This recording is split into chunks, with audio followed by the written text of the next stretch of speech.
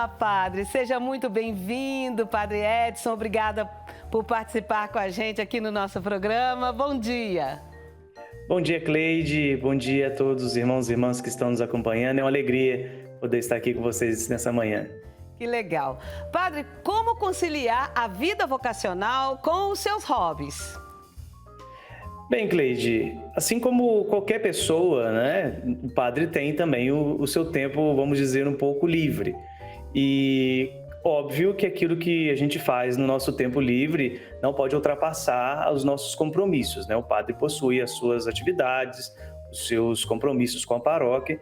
Então, sabendo separar as duas coisas, sabendo que tudo tem o seu momento, tudo tem o seu horário, não tem impedimento nenhum, né? O senhor joga videogame desde quando, padre? Desde pequeno, né? Como criança, faço parte daquela geração que eles chamam hoje em dia de millennials, né? Que é nascida no final dos anos 80, início dos anos 90. Então, o videogame está presente na vida da gente desde muito cedo.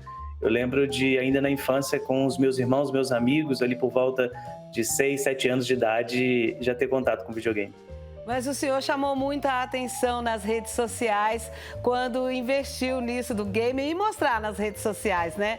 Como é que foi isso para o senhor? Foi uma experiência diferente, Cleide, porque isso partiu de uma história interessante, inclusive, se você me permite contá-la. Sim.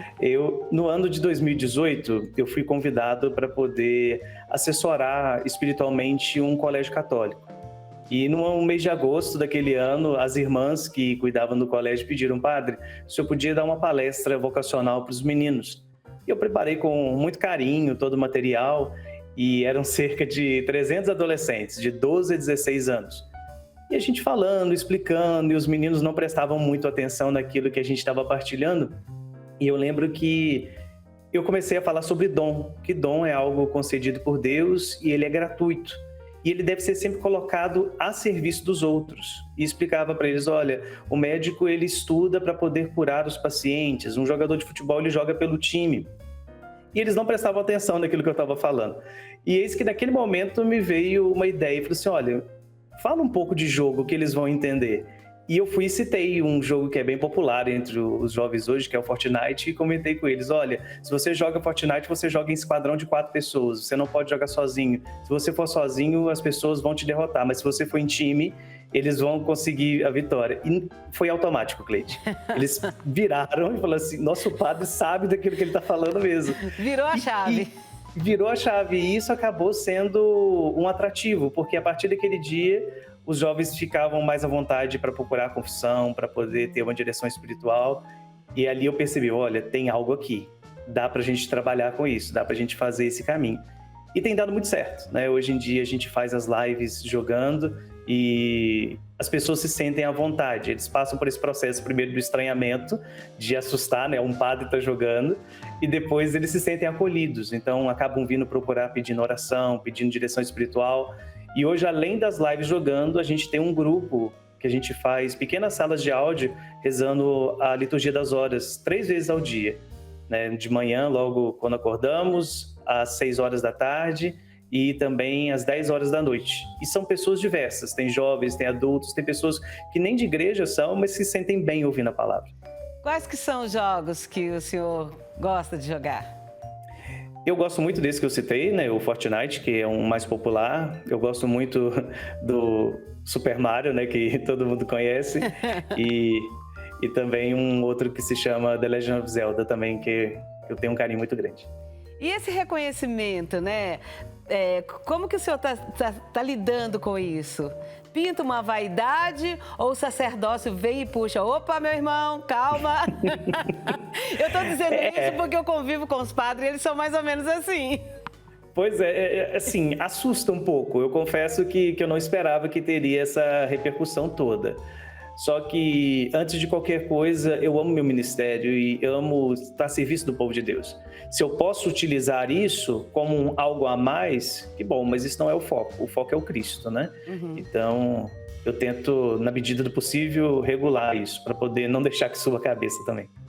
Eu estou imaginando aqui que, como o senhor, muitos padres que têm outros hobbies ou outras atividades, conciliando isso tudo, pode trazer mais o jovem para dentro da sua comunidade, né? E descobrir vocações dentro desse universo mesmo. Nós temos um padre aqui que gosta muito de cozinhar. Vai que ele incentiva ali as pessoas, os meninos a cozinharem e fazer isso que o senhor faz. Eu acho isso muito interessante e muito oportuno, né, padre? Sim, sim, eu acho que vocação passa muito por aí, Cleide, de Deus utilizar dos dons que Ele nos concede, dos mais diversos possíveis, né? São Paulo vai falar que o corpo de Cristo, né, que é a igreja, ele é formado por muitos membros e não tem mais importante ou menos importante, cada um tem a sua função. E nessa diversidade a gente consegue anunciar o reino de Deus. Eu acho que é isso que a gente tem que focar, é o anúncio. Seja da maneira que for, mas a palavra está sendo proclamada e outras pessoas estão conhecendo Jesus Cristo e tendo a sua vida transformada. Padre, qual que é o conselho que o senhor dá para quem queira seguir a carreira vocacional e os hobbies ao mesmo tempo? Antes de qualquer coisa, tem que ter claro que o nosso foco é Jesus Cristo.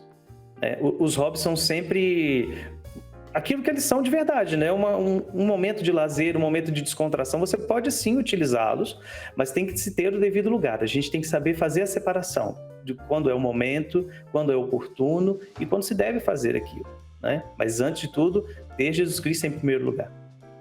Outra pergunta, padre. Como que os jogos de videogame muitas vezes podem ser motivos de conflito nas famílias? Às vezes colocado até mesmo como algo do mal, né? Fala, nossa, isso aí é coisa do demo. Como que o senhor explica isso para essas famílias? Eu sempre tento mostrar para as pessoas, Cleide, que a gente tem que aprender a separar o virtual do real. Se a gente souber quando aquilo que a gente está consumindo, aquilo que influencia na nossa vida, se a gente souber separar as coisas, não existe problema nenhum. Até porque a gente consome outros tipos de conteúdo, né? A gente assiste televisão, a gente assiste filme, a gente assiste série e tem muito conteúdo que realmente não presta muita coisa para a nossa vida espiritual. Então a gente tem que saber separar. E com os jogos é a mesma coisa. A gente sabendo colocar as coisas no devido lugar, sabendo ter esse filtro daquilo que a gente deve seguir, daquilo que a gente não deve, é totalmente aceitável. Agora, a gente precisa ter também essa dinâmica de separação, mas também sabendo que, olha, isso eu não quero, isso não convém para a minha fé, isso não convém com os meus valores. Mas para chegar nesse patamar é só com crescimento espiritual, né? Se não tiver esse processo de crescimento, a gente nunca vai conseguir, de fato, saber ter esse discernimento dos espíritos. E o senhor acha que os pais, os avós, as mães têm que entrar nesse universo desses filhos para desmistificar um pouco essa coisa do mal? Eu acho que é um caminho, sabe? Não precisa ter esse receio de que é uma coisa do mal ou coisas assim, algo a ser banido, porque não adianta, essa realidade ela está presente. Ela faz parte do nosso cotidiano. E não existe nada de mal. Eu lembro que quando a gente era pequeno, existia esse tipo de pensamento. Não é uma coisa que presta e tudo, né? Existiam várias lendas que as pessoas colocavam, desde de coisas espirituais até coisas físicas, né? Quem nunca ouviu, por exemplo, a frase, vai ligar isso na televisão, vai estragar a televisão, vai causar problema de vista, alguma coisa assim. Todo mundo já ouviu essas histórias. Só que isso tudo é lenda, né? É uma tecnologia, tá aí, pode servir para o bem, sabe? Tem muitos jogos com conteúdos muito interessantes, que trazem mensagens muito bonitas, sabe? De vez em quando eu gosto de pegar alguns que têm uma história mais densa, mais profunda e mostrar para as pessoas, olha, tem uma mensagem muito bonita aqui. Dá para a gente poder tirar coisas muito boas, tem valores que condizem muito até mesmo com o cristianismo, porque as pessoas se esquecem que os jogos são criações humanas, e quando se é uma criação humana, a gente deposita naquela criação muito dos nossos valores. Então, se a pessoa que criou aqui tem valores, por exemplo, que condizem com a realidade de Jesus Cristo, esses valores vão estar presentes na sua obra, e isso pode ajudar as pessoas.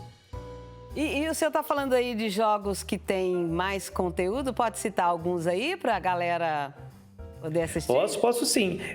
Tem um, por exemplo, que inclusive não é todo brasileiro, mas foi produzido por pessoas que são brasileiras, que se chama Celeste e que trata temas como depressão e ansiedade. São extremamente profundos, sabe? Bonito e de uma maneira leve, simples e que leva a pessoa na jornada do autoconhecimento. Tem um outro também chamado Journey, que fala literalmente de uma jornada e é quase um tema vocacional. A pessoa vai acompanhando a jornada daquele personagem e vai vendo como ele vai crescendo na medida em que ele vai caminhando, sabe? É muito bonito. Nossa, que coisa maravilhosa. Muito obrigada pela participação do senhor aqui no programa Aqui em Casa. Sucesso na sua vida e bênçãos do Pai Eterno para o senhor. Eu que agradeço, Cleide, agradeço a todos que estão aí acompanhando vocês e que Deus possa também abençoar a cada um, cada dia mais. Um abraço, fique com Deus. Um abraço.